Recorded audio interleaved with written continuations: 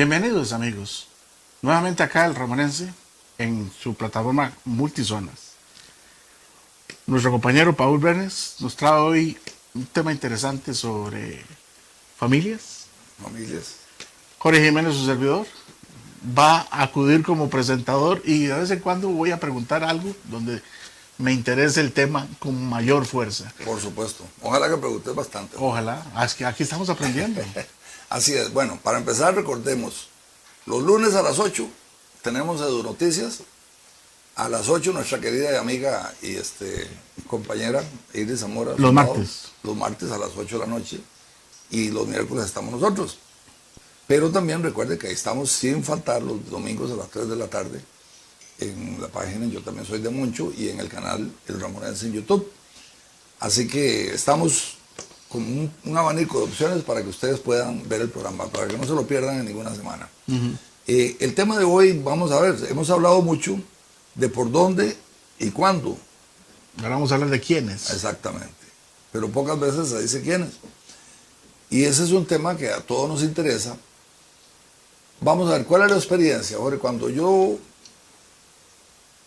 converso con una persona, generalmente, y yo le pregunto cómo se llama su papá, por supuesto que me lo dice. Si le pregunto cómo se llama su abuelo, me lo dice.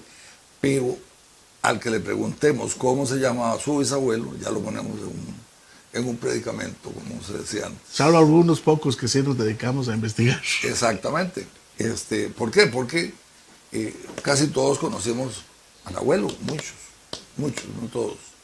Y algunos muy pocos privilegiados conocieron a su bisabuelo. Entonces, generalmente ese es el medio para recordar. Muy pocos, y te lo digo por experiencia propia. Cuando mi hijo varón mayor iba a nacer, yo estaba pensando en el nombre, ¿verdad? Y entonces le pregunté a mi papá cómo se llamaba su abuelo, porque yo quería ver si el nombre de mi bisabuelo estaba apropiado para el niño. Y resulta que me dijo mi papá, no sé cómo se llamaba mi abuelo. Claro, ya después yo me pongo a investigar y veo que mi bisabuelo, que se llamó Gregorio Brenes, falleció a finales del siglo XIX. Y mi abuelo Jaime se fue casando apenas hacia 1916. Y mi papá nació en 1922. Quiere decir que cuando papá nació, su abuelo había muerto 22 más 7, más 3, 25 años antes. Y posiblemente nunca preguntó, nadie le dijo nada. Sí, se perdió en la memoria colectiva de la familia. Exactamente. Entonces, eso pasa mucho. Mi abuelita materna murió en 13 años antes de que yo naciera. Pero mi mamá no se cansaba de hablar de su mamá. Entonces yo tengo a mi abuela como si la hubiera conocido. Ese es uno de las vertientes del conocimiento de los ancestros, o de las personas, la familia. Hay gente que es curiosa para esto, Jorge, que te dicen, ayer estaba hablando con mi amigo Arturo Alfaro, y me dio una lección, ahí me hizo un recorrido por San Ramón hablando de su parentela, que yo me quedé asombrado, digo yo, todos estos son parientes de Arturo y no lo sabía. Gente muy conocida. Entonces, pero a mí me lo cuenta y a mí se me pega de una vez, porque me gusta. Creas nuevas sinapsis y conexiones. Exactamente, es más información guardadita. Pero la mayoría de la gente no lo sabe, pero le interesa. Cuando uno está contando, explicando temas sobre la gente se pone atención, se pone en estado de atención, modo atento, y preguntan. Y si vos le decís, vos sos nieto de tal, te vuelven a ver esperando más información. Esa es una cuestión que prevalece en el ser humano, el saber de sus orígenes. Y mucha gente, a pesar de que no lo sabe, quiere saber.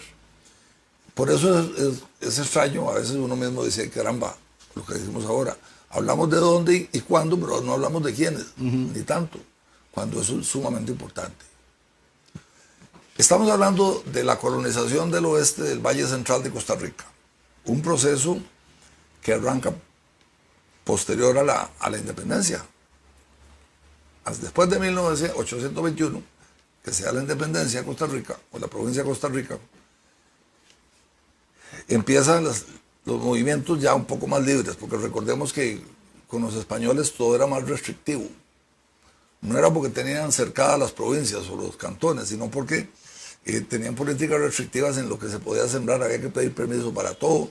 Las tierras estaban asignadas en lo que se llamaron las encomiendas, ¿verdad? Que eran terrenos inmensos que se los entregaban a un amigote del rey con toda la gente que vivía ahí, ¿verdad?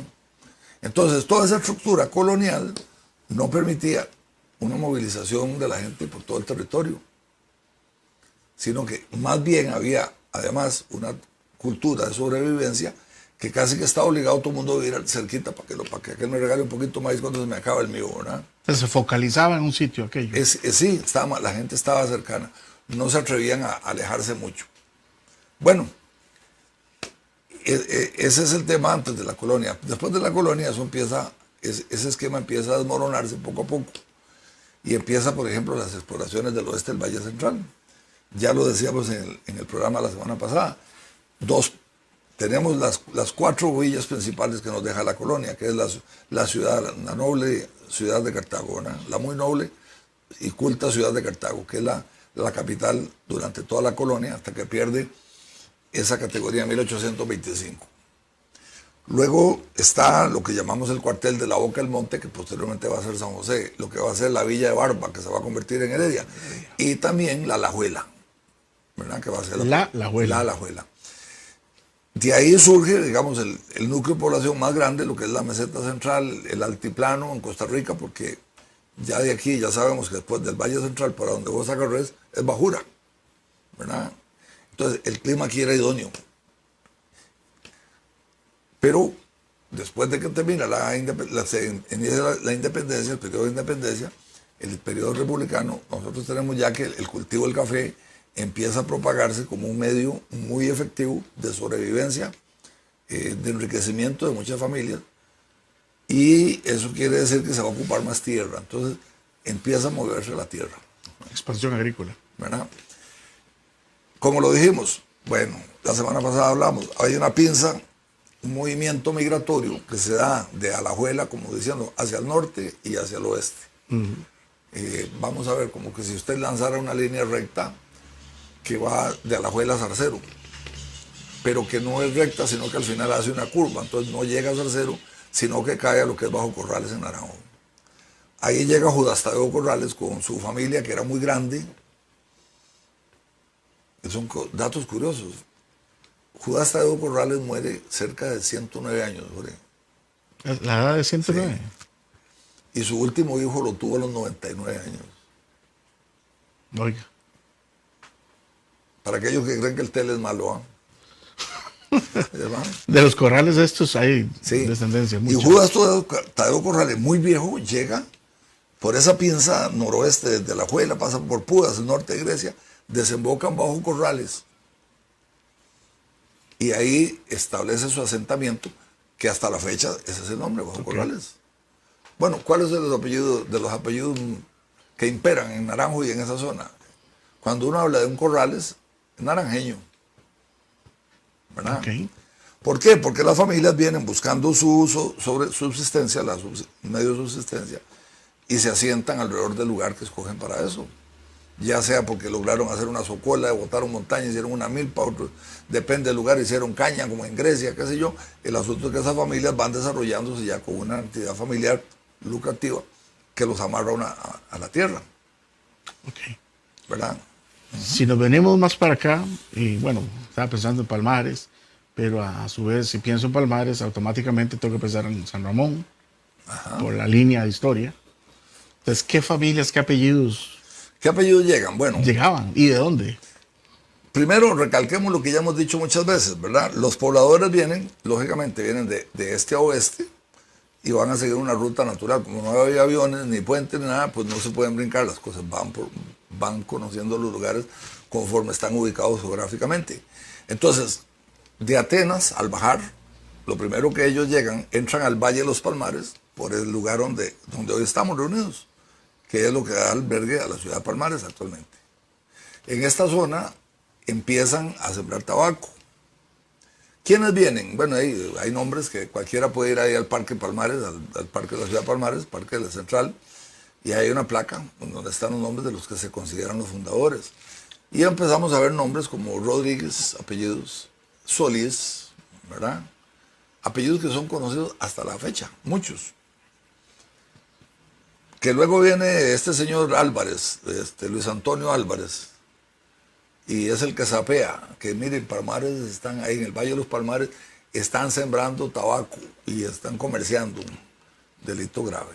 Entonces, cuando se dan cuenta que los acusaron, salen corriendo y se refugian en el valle que continúa después de la cima, que es lo que es actualmente San Ramón. Pero cuando uno habla de San Ramón, ya no estamos hablando específicamente de la parte que alberga el cuadrante, sino que San Ramón es un valle bastante más amplio. Y entonces podemos ver que algunas familias están allá por el río Barranca.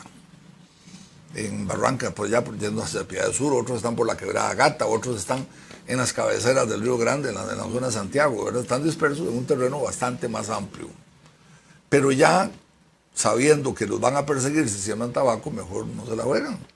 Y empiezan a explotar otros cultivos que les permiten realmente tener una subsistencia sin que necesariamente los vayan a perseguir por eso. ¿Verdad? ¿Quiénes están ahí? Bueno, los apellidos más comunes: Rodríguez, Vázquez, Solís, Elizondo. Lobo, Elizondo, claro, que aparecen en los registros a veces como Lisandro, a veces como Elizondro, ¿verdad? Pero finalmente evoluciona a Elizondo. Gamboa. Son familias que vienen de Alajuela, de Sabana Larga, que es Atenas ahora, ¿De Heredia? de San Antonio Belén, La Ribera, y de Heredia.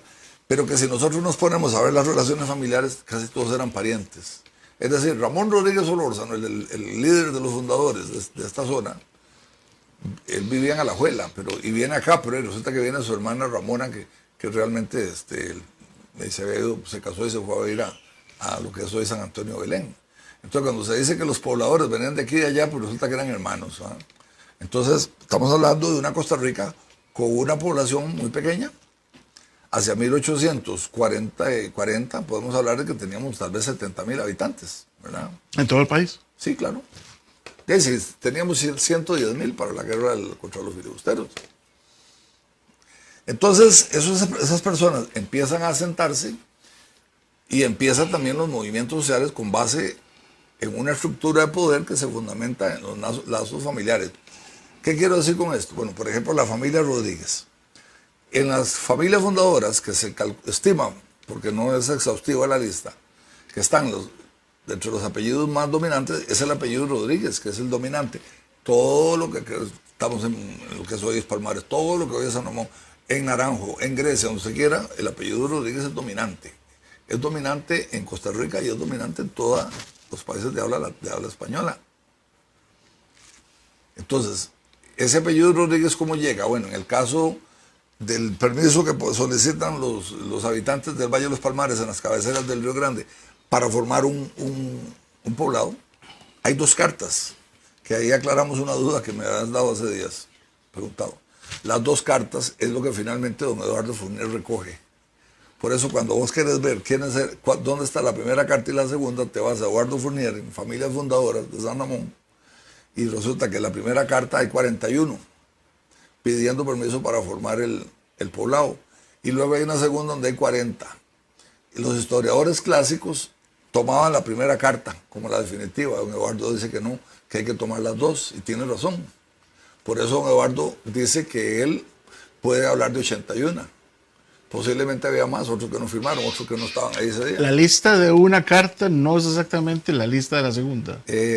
O sea, él filtra. Y se repiten nombres, otros aparecen nuevos. Exactamente, él toma los nombres nuevos que están en la segunda y los incorpora a la primera y le dan 81 familias.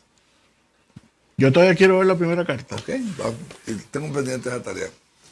Entonces, ¿qué es lo que sucede? Bueno, cuando empiezan a mandar las cartas al jefe de Estado, la carta de agosto de 1842, tiene apenas 41 firmas. Y cuando hay una segunda carta en noviembre del 43, ya esa carta va con 81 firmas. Para los que les interesa este tema, bueno, la genealogía es un instrumento fenomenal cuando se quiere estudiar historia. Y viceversa, cuando usted quiere estudiar historia, la genealogía también funciona para eso. ¿Qué quiero decir, Jorge? Yo voy a un registro parroquial de 1860, donde yo sé que una señora tal y tal era hija del cura. Pero lógicamente eso no se podía decir. Era muy usual, se puede decir abiertamente, era muy usual. Y pasaba, entonces, pero resulta que esa señora llegó a buscar, yo busco la parte de bautismo y me encuentro con que el cura de Marras, que todo el mundo sabe que era el papá, aparece como padrino. Es decir, son trucos. Son trucos que se usaban en la genealogía.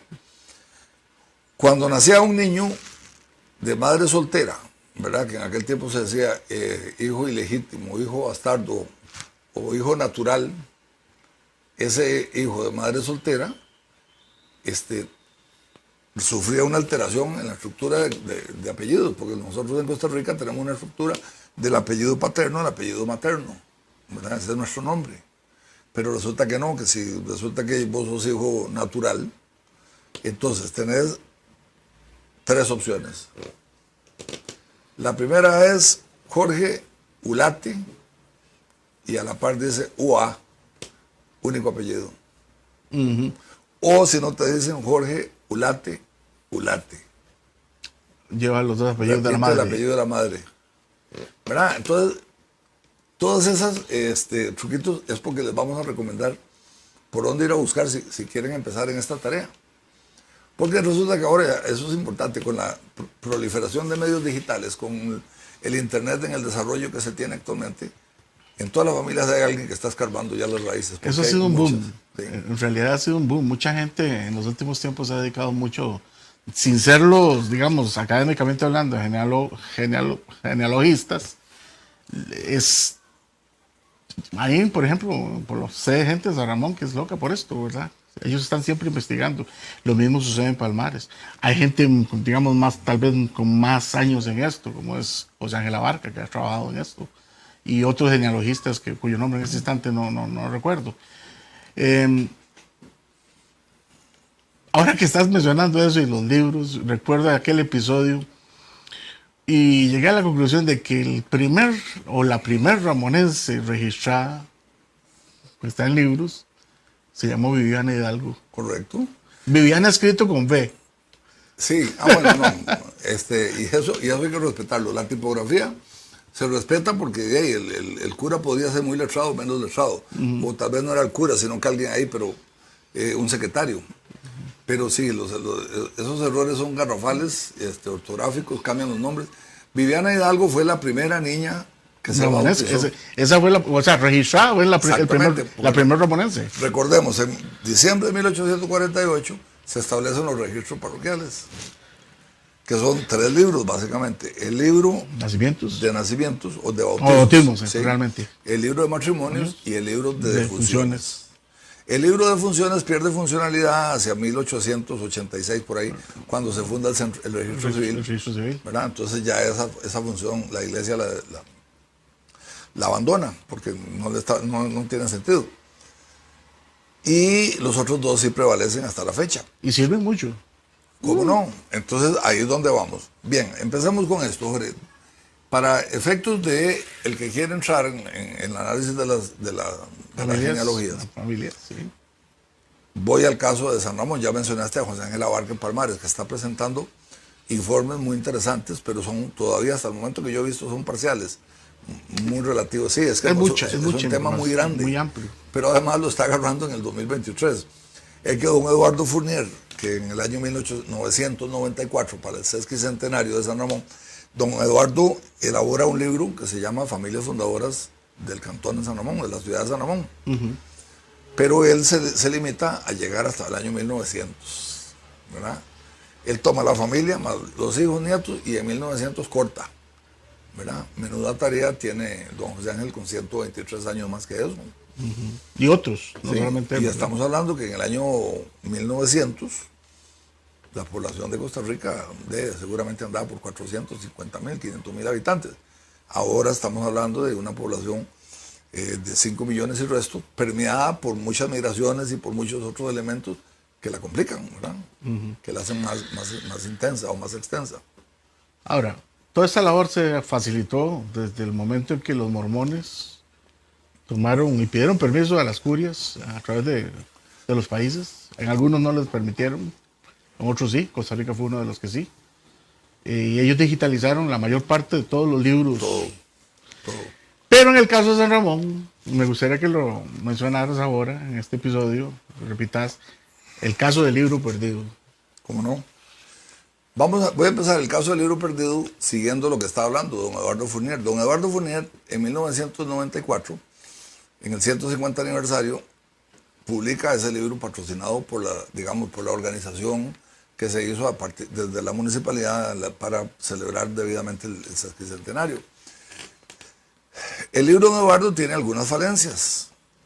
Es valiosísimo porque para mí fue la puerta de entrada. Cuando yo empecé a ver a don Eduardo, empecé a darme cuenta de un montón de cosas y me motivé sumamente. Pero sí, después, cuando ya uno profundiza, encuentra errores que se explican. Don Eduardo Fournier fue un historiador josefino que vino a San Ramón como de los fundadores del Centro Regional de San Ramón, ahora conocido como sede Occidente, la Universidad de Costa Rica, en el año 68. Él era académico, entonces. Sí, don Eduardo era historiador y su especialidad era la archivística. Entonces, cuando don Eduardo vino aquí sin haber presentado su tesis y en el año 1976 presenta la tesis y para convertirse ya en licenciado en historia. Y casualmente la tesis que él escoge es un estudio demográfico de los registros parroquiales de San Ramón, a partir de los registros parroquiales de San Ramón. Por supuesto, Estano Rodríguez, Los Acosta. Bueno, habla de todo. Brenes. Vamos a ver, es que un estudio demográfico no es solo nombres, sino también hechos, ¿verdad? Recordemos que la población de Costa Rica sufre un golpe importantísimo con la peste del cólera. Después de la Y gesta entonces, del solo en San 57. Ramón, entre mayo y julio, entre abril y julio de 1856, se registran cerca de 146 defunciones por el cólera. Eso es un golpe muy fuerte para esos poblados de escasa población. Y apenas 12 años después viene una epidemia de viruelas que también tuvo una importancia grande porque mató cerca de 100 personas. Eran cantidades significativas, ¿verdad? Estadísticamente, sí. Entonces, esos estudios demográficos, esa que don Eduardo hizo, de eso, usted lo puede tomar como base para estudios científicos y mostrar una tendencia a el crecimiento de la población, etcétera. ¿Por qué pasó esto? ¿Por qué no pasó? Y entonces don Eduardo publica ese primer libro en 1976. De las conclusiones que don Eduardo saca de esto, es que uno de los impedimentos que él tuvo para llevar el trabajo al mejor puerto, ¿verdad? El barco al mejor puerto, es que hacia 1892 o 93 o 94, por ahí, no preciso el año, se perdió en San Ramón un libro valiosísimo. O sea, nunca lo encontraron. Se perdió. Ahí estaba. Se desapareció en esa época. El segundo libro el segundo libro de matrimonios de San Ramón. ¿Que corre de qué año a qué año? De 1866 a 1876. 10 años. 10 años. Pero si vos agarras 66, estamos hablando que es 18 años después de la fundación del poblado. Quiere decir que 18 años después, los que se están casando son los hijos de los pioneros. Posiblemente en ese libro debe estar Viviana, que me la estás diciendo ahora, como la primera ramonense en 1848. En el 66, 67, en ese periodo, posiblemente encontramos el matrimonio de Viviana Hidalgo. Ah, el matrimonio. ¿De matrimonio? Ese fue el libro que se perdió. Entonces, resulta que de todos los estudios salen adulterados. Por ejemplo, yo siempre he leído en varios libros ahí que don Juan Vicente Acosta Chávez se casó en San José con Jesucita Zumbao, García Zumbao. Estamos hablando de los papás de don Julio Acosta. Pero hay que versiones más extrañas, dicen, ¿por qué se casaron en San José? Si Jesucita era sobrina del cura, que era cura de San Ramón, él llegó a San Ramón y la traía. Y se han oído historias de eso. Pero la versión oficial es la que se han casado en San José. Sin embargo, en el famoso libro perdido, aparece el matrimonio. Aparece el matrimonio en San Ramón, por supuesto que sí, en diciembre de 1871. Entonces, ¿qué es lo que pasa? Bueno, resulta que a San Ramón vino que yo considero tal vez el más aventajado entre los genealogistas, que se llama Mauricio Meléndez. Mauricio Meléndez viene a San Ramón y está copiando los libros parroquiales. Estamos hablando de antes de los mormones. Pues los mormones es de reciente desarrollo. Y él coge los libros, alguien le pasa la página, toma la foto, pasa la página y va copiándolos. En la noche llega a la casa y coge todo eso y lo digitaliza. Y cogiendo un libro de un cajón y cogiendo otro, se encuentra un sobre viejo de papel, doblado a la mitad y colocado en el fondo. Los libros parroquiales, si vos los ves, son unos libros grandotes, como una pasta gruesa. Son volúmenes. Son volúmenes, sí. Han sido empastados en el transcurso del tiempo, posiblemente más de una vez. Pero resulta que en ese sobre él lo abre y encuentra como una libreta grande doblada a la mitad. Entonces la hacía como este tamaño en un sobre. Y cuando él abre, iba viendo que es el libro perdido. Eso tiene que haber sido hace como 10 años. Yo tengo la fecha ahí cuando eso pasó, porque al día siguiente yo fui uno de los afortunados que tuvimos ese... Acceso al libro. No, yo una copia. Yo la tengo. Y tal vez no somos más de 10 los que lo tenemos. Yo soy uno que estoy tentado, no, tengo que ir a hacerlo, está pendiente. Ir ahí a la iglesia de los mormones en San Ramón y decirle, mire, aquí está este libro, por favor. Inclúyanlo dentro de la base de datos. Porque es un bache importante. En ese libro aparecen los matrimonios. También había otro libro que se pierde, pero es en el año 53, que casualmente es en el libro donde aparece mi nacimiento, del 53 al 58. Uh-huh. Y no, ese sí no ha aparecido, pero se ha ido reconstruyendo con base en los índices. Entonces, la demografía, las familias fundadoras, por ejemplo, Eduardo dice, bueno, entre las 41 familias del 42 y las 80 y las 40 del 43, que las une, 81 familias, vienen 14 Rodríguez. Posiblemente familia, todos. Sí, pero resulta que allá vienen otros 14 que el segundo apellido es Rodríguez. Y doña Joaquina Gamboa, la Rodríguez, viene casada, viene recién viuda de Ramón Gamboa en Alajuela, llega con 3 hijos pequeños a San Ramón, el año de la fundación. Ella es Rodríguez, hermana de Ramón, y doña Joaquina viene con 4 hijos que son apellido Gamboa, que es el apellido de su esposo, recién fallecido. Entre ellos viene Procopio. Procopio tuvo 18 hijos más o menos. Esos 18 hijos en promedio deben haber andado entre 10 y 12 hijos cada uno. Vámonos, no voy a entrar en el detalle de cuántos murieron, cuántos sobrevivieron. Pero si agarramos a Procopio, solo Procopio tuvo 180 descendientes. En nietos ya. Eso en las familias de los pioneros. Sí, entonces, ¿cuántos Gamboa hay en San Ramón? Y los Gamboa que hay por todo el país, la gran mayoría son de ascendencia ramonense. Ok. Ya digamos, en el desarrollo histórico de San Ramón, en el 1870, cuando viene don Julián, tenemos que incluir otros apellidos ahí. Se incluyen otros, pero que también no sé por qué desaparecen. Por ejemplo, el Jurado. Sí, muchos migran. Pero los apellidos puros ramonenses son los que curiosamente han sobrevivido. Es decir, el Rodríguez sigue siendo el dominante. Y si vamos a Palmares, los Vázquez, los Agot, los Urpí, son apellidos que están muy presentes desde el siglo XIX. Si vamos a Naranjo, los Corrales. Si vamos a Grecia, los Bolaños, los Coppers, por la llegada de los primeros alemanes, sí, claro. Los Peters en Salchí, etcétera, etcétera. Son apellidos que siguen estando presentes porque tienen un arraigo histórico, yo diría que más prolongado.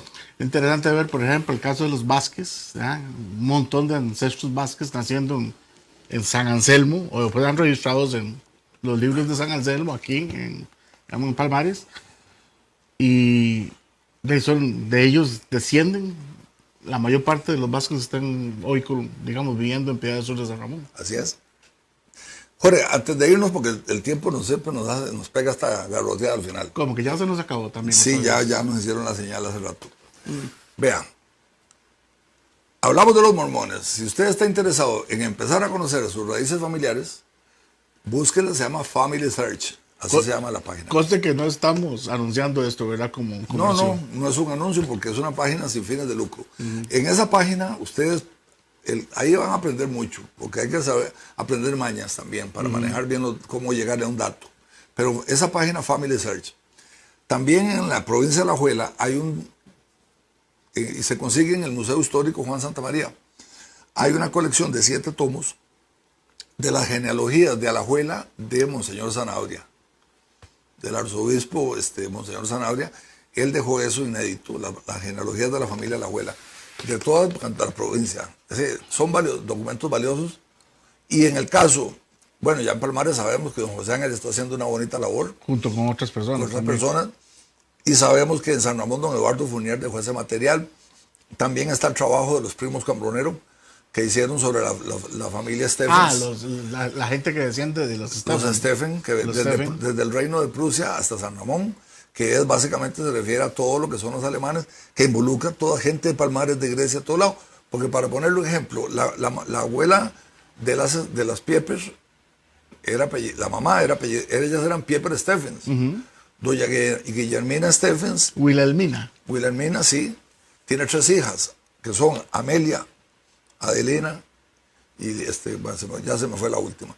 Pero Amelia se casa con un señor que se llama Agustín Zagot, que es la cepa de los Zagot, y son Zagot Pieper en Palmares. ¿Verdad? Por ejemplo, don Quincho Fernández, un palmareño ramonense tan conocido por todos, él es descendiente de esa cepa. Entonces empezás a darte cuenta que esos Pieper están repartidos por todo lado. Entonces cuando vos haces un libro con una genealogía específica como esa, es valiosísimo porque te estás refiriendo a cientos o quizás a miles de ciudadanos de toda esta región. Cuando hablas de los Coppers o los Peters, que son familias desde el siglo XIX presentes en Grecia. ¿Copper con K o con C? Buena pregunta, yo creo que es con K. Sí, porque hay diferencia entre uno y otro. Hay de los dos. Sí, el alemán es con K, porque son alemanes. Entonces, Jorge, esos son fuentes que se pueden utilizar, que se consiguen en las bibliotecas, en la Biblioteca Pública de San Ramón, en la Biblioteca de la Sede Occidente, se pueden conseguir acá en Palmares, de las obras de don José Ángel, y es importante que la gente vaya conociendo sus raíces. Luego vamos a ampliar este tema, porque hoy estamos haciendo como una pincelada para darle gusto a nuestro director, que nos pidió que habláramos un poquito de genealogías. Pero entonces vamos a ir específicamente, vamos a escoger una serie de apellidos y los vamos a llevar al detalle para que la gente sepa quién viene de dónde, ¿verdad? Porque cuando usted dice que Keylor Navas, Gamboa. Gamboa es. Sí. Yo le apuesto a usted lo que quiera que sea Gamboa de Ramonense. Bueno, se lo apuesto. Y lo podemos ver después. Pero ese es el tema. Esperamos haber despertado el gusanillo. Creo que hoy no dimos mucho dato concreto porque el tema es demasiado grande y hay que prepararse a fondo, pero lo vamos a hacer familia por familia. Vamos a dar familias de los diferentes cantones, familias dominantes, cuál es su origen y más o menos dar una explicación para que la persona de esos lugares quede muy satisfecha de lo que vio. Bueno, Jorge, lo dejamos aquí por hoy. ¿Será? Entonces, a nuestros amigos en casa, les agradecemos nuevamente que nos hayan permitido llegarles una vez más con nuestro ramonense, de todos ustedes también, a través de la plataforma de Multizonas. Muchas gracias a nuestro productor y director, don Juan Sánchez, claro.